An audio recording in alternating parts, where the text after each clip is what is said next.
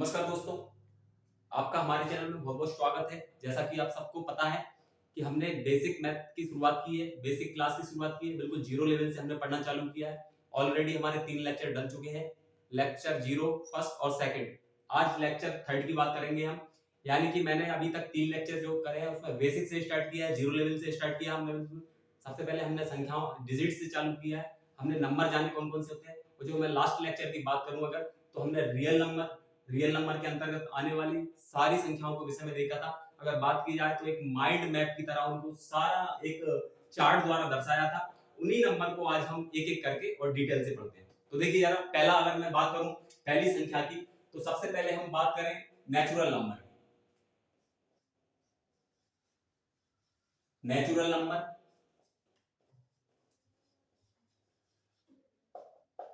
इन्हें हम हिंदी में बात करूं तो प्राकृतिक संख्याएं।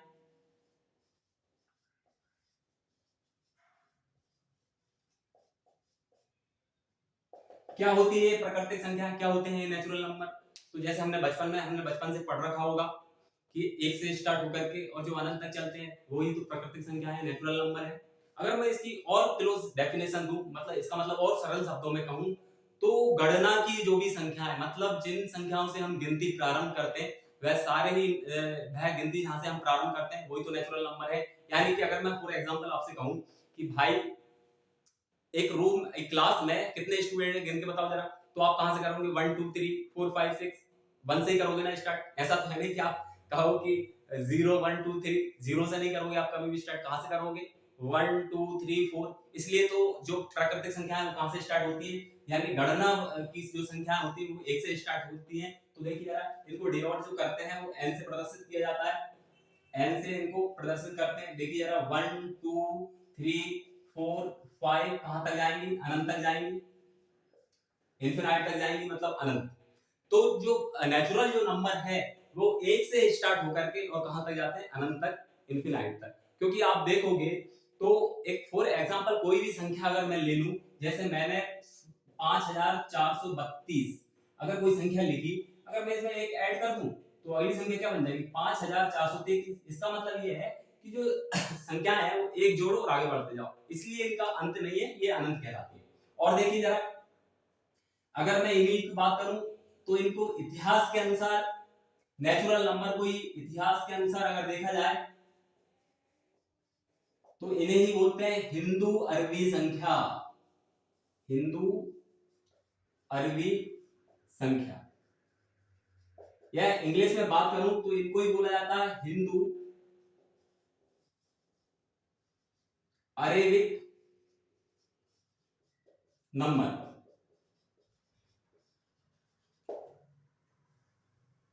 जो प्राकृतिक संख्या है या नेचुरल नंबर है उनको ही बोला जाता है हिंदू अरबी संख्या, हिंदू अरेबिक नंबर।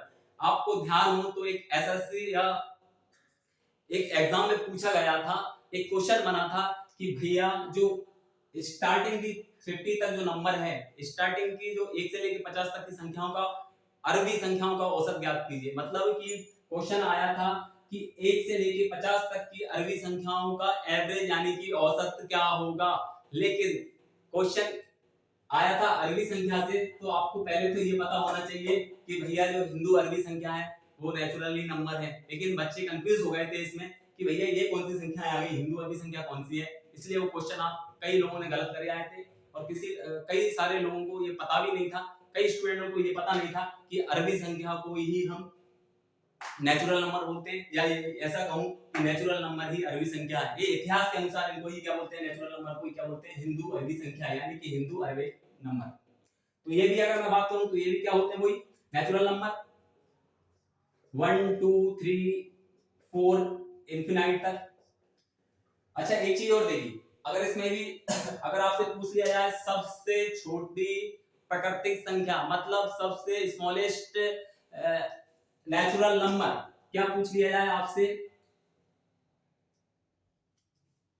नेचुरल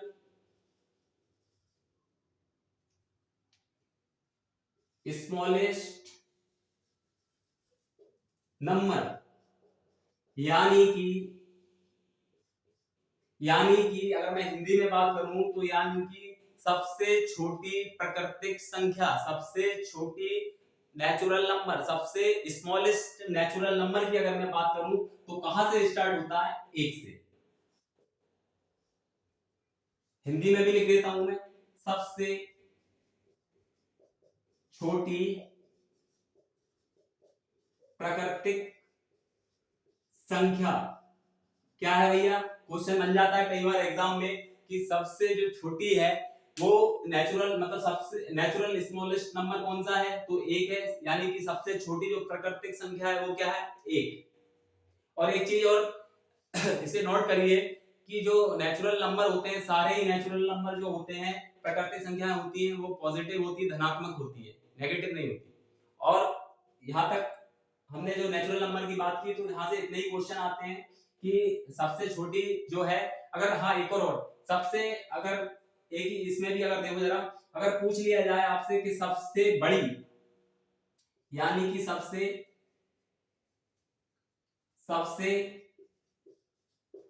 बड़ी प्राकृतिक संख्या, यानी कि लार्जेस्ट नेचुरल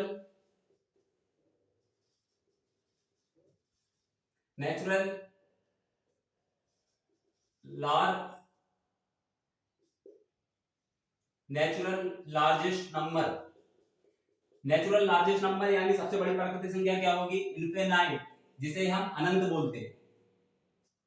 क्या बोलते हैं? अनंत, जिसे हम ज्ञात नहीं कर सकते। मतलब कि सबसे छोटी अगर प्राकृतिक संख्या नेचुरल नंबर की बात करूं मैं, तो कौन सा हो जाएगा? वो हो जाएगा 1। और सबसे बड़ी संख्या क्या हो जाएगी? वो आपकी इनफिनाइट। ठीक है, हमने नेचुरल नंबर को देखा। एक बार और देखिए, नेचुरल नंबर संख्या कहां से स्टार्ट होती है? 1 से लेकर के और इनफिनाइट तक होती है। अगर इसी की बात करें जाओ इतिहास के अनुसार, इनको ही क्या बोलते हैं? हिंदू अरबी संख्या, यानी कि हिंदू अरेबिक नंबर। और देखिए, नेचुरल स्मॉलेस्ट नेचुरल नंबर की बात करूं तो 1, और लार्जेस्ट की बात करूं तो इनफिनाइट। ठीक है, अगली संख्या देखते हैं।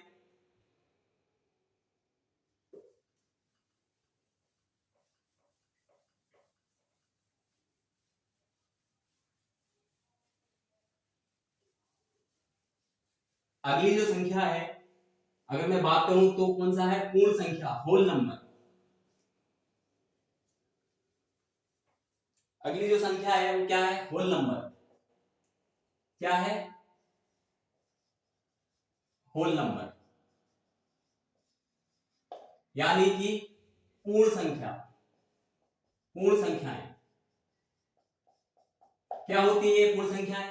अगर नेचुरल नंबर में मैं अगर प्राकृतिक संख्याओं में जीरो को और ऐड कर दूं तो वो ही तो क्या है? पूर्ण संख्याएं हैं। यानी कि अगर मैं सरल शब्दों में बात करूं तो जो संख्या जीरो से स्टार्ट होकर के अनंत तक चलती है वही तो पूर्ण संख्याएं हैं। और जो होल नंबर है उनको प्रदर्शित यानी डिनोट किससे करते हैं? डब्ल्यू से।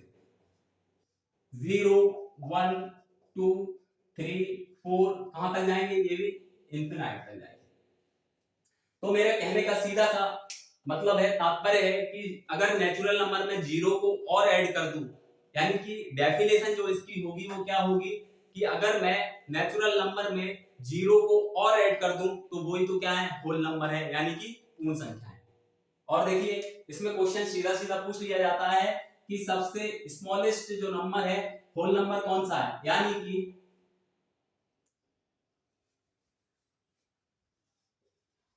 स्मॉलेस्ट होल नंबर कौन सा है भैया? तो 0। और लार्जेस्ट होल नंबर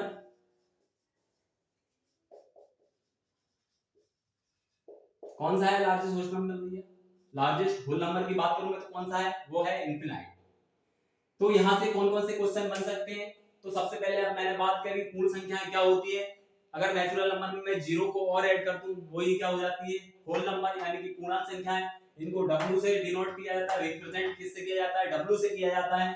और जीरो से स्टार्ट होकर के जो इनफिनाइट अनंत तक चलती है वह पूर्ण संख्याएं होती हैं। और देखिए जरा, अगर पूछ लिया जाए कि सबसे स्मॉलेस्ट होल नंबर कौन सा है, यानी कि सबसे छोटी पूर्ण संख्या कौन सी है, तो वो है 0। और लार्जेस्ट की बात करूं मैं लार्जेस्ट सबसे बड़ी जो पूर्ण संख्या है वो कौन सी है? तो इनफिनाइट। ठीक है, अगली संख्या की ओर बढ़ते हैं हम।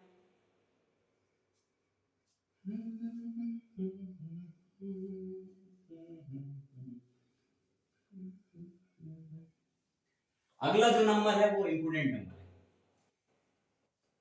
क्योंकि जहां कंफ्यूजन है वहीं से तो क्वेश्चन है। यानी कि समस्या की जड़ क्या है कि जहां अगर थोड़ी भी कंफ्यूजन है तो वहीं से तो क्वेश्चन बनता है। तो देखिए अब जो तीसरे नंबर की हम बात करें तो वो है इंटीजर नंबर, यानी कि पूर्णांक संख्या। क्या है? इंटीजर नंबर, यानी कि पूर्णांक संख्याएं।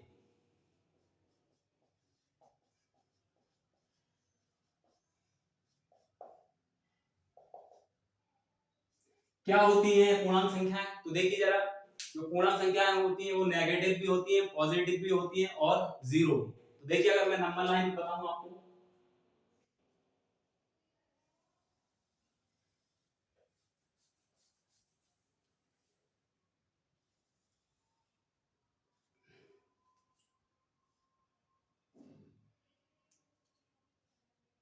0 इधर पॉजिटिव, इधर कौन सी संख्या रहने वाली है? पॉजिटिव,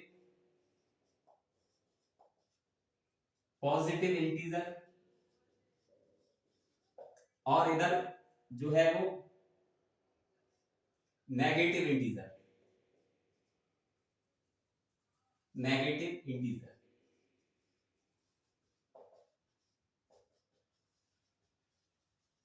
नेगेटिव इंटीजर देखिए जरा, तो क्या हो जाएंगे? 1 2 3 4 5 6, कहां तक? पॉजिटिव यानी प्लस इंफिनाइट तक। और ये क्या हो जाएंगे? नेगेटिव। जीरो से अगर मैं लेफ्ट साइड की बात करूं तो नेगेटिव, -1 -2 -3, कहां तक जाएंगे? माइनस इंफिनाइट तक।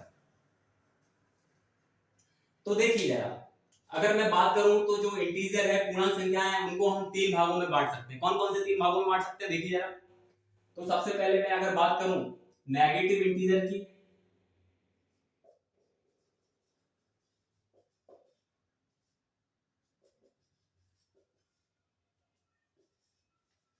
यानी कि ऋणात्मक पूर्णांक।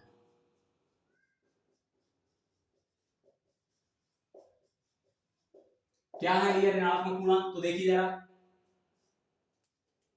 -1 -2 -3 -4, कहां तक जाएंगे? माइनस इनफिनाइट तक। ये क्या है? ये सारे नंबर क्या है? ऋणात्मक पूर्णांक, यानी कि नेगेटिव इंटीजर, पहला।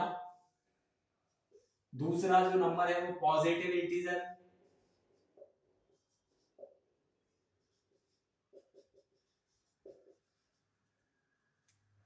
पॉजिटिव इंटीजर यानी कि ऋणात्मक, सॉरी ऋणात्मक ये हो गया, ये धनात्मक,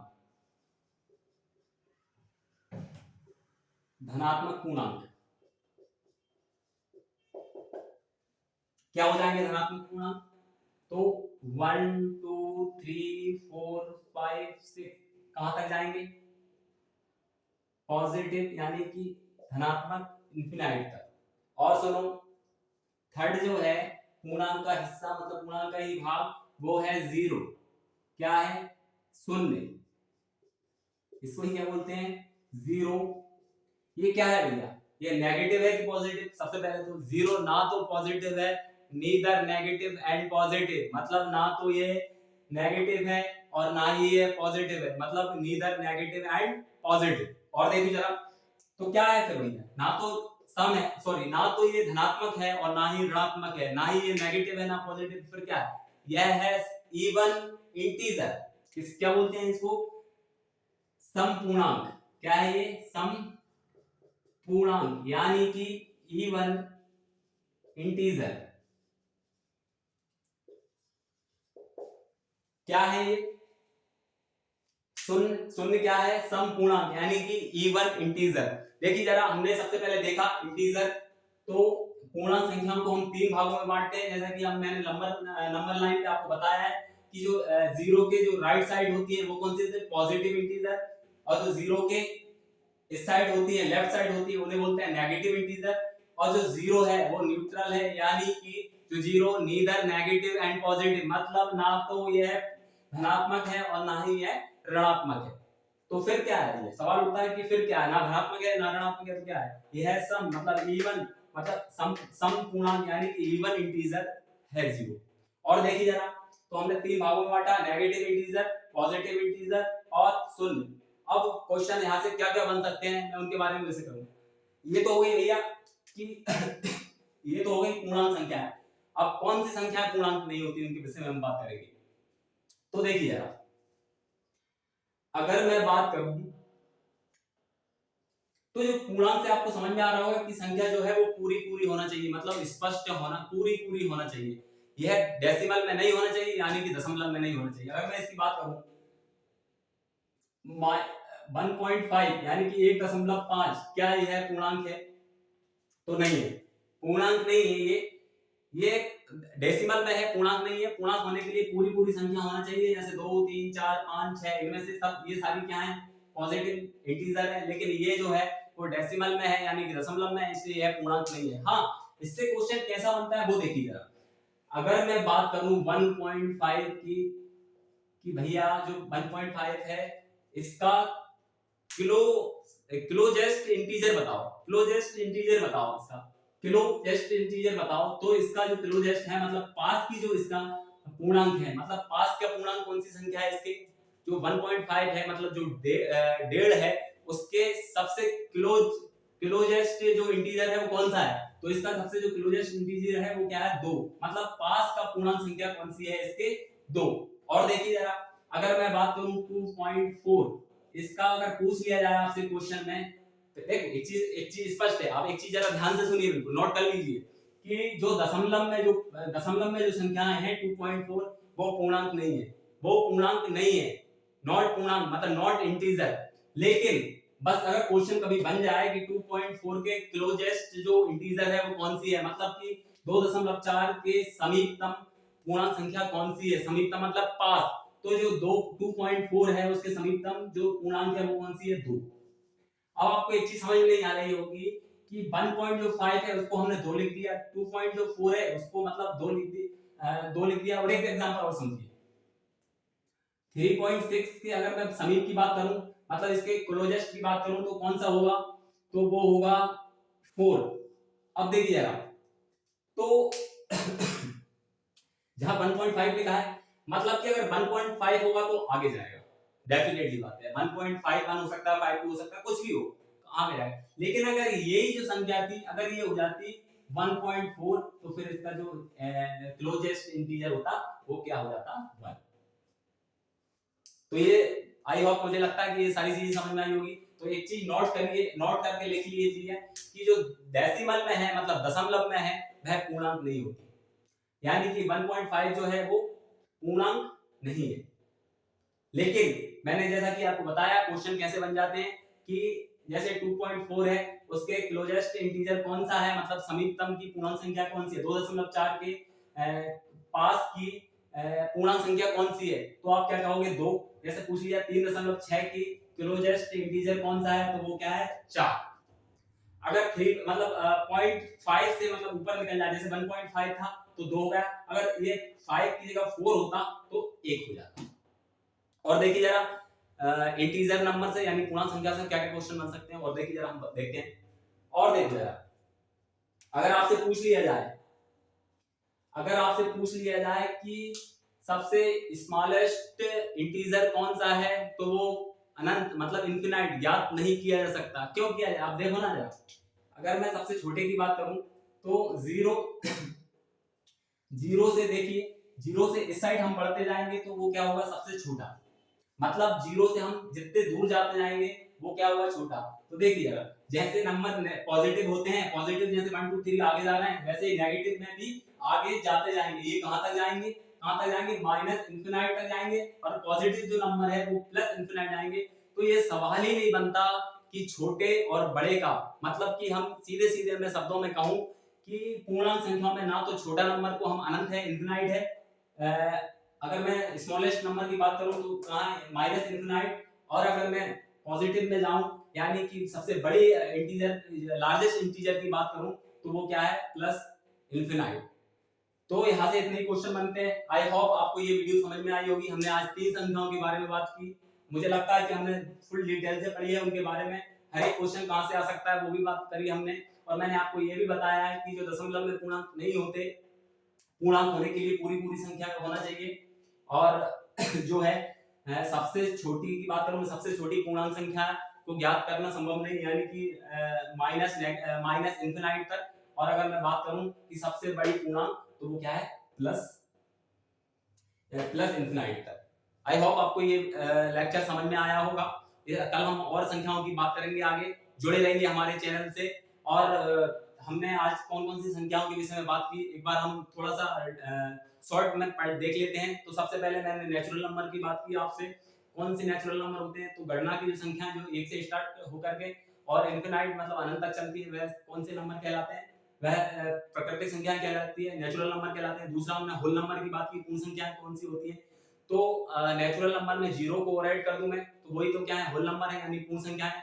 फिर मैंने इंटीजर की बात की, मैंने पूर्णांक संख्याओं की बात की, तो पूर्णांक संख्या क्या होती है, तो वह सारे नंबर जो नेगेटिव भी हो सकते हैं, पॉजिटिव भी हो सकते हैं और जीरो, ये तीनों को मिलकर ही तो क्या बनते हैं इंटीजर नंबर बनते हैं। मैंने इंटीजर नंबर के बारे में आपको डिटेल से पढ़ाया है।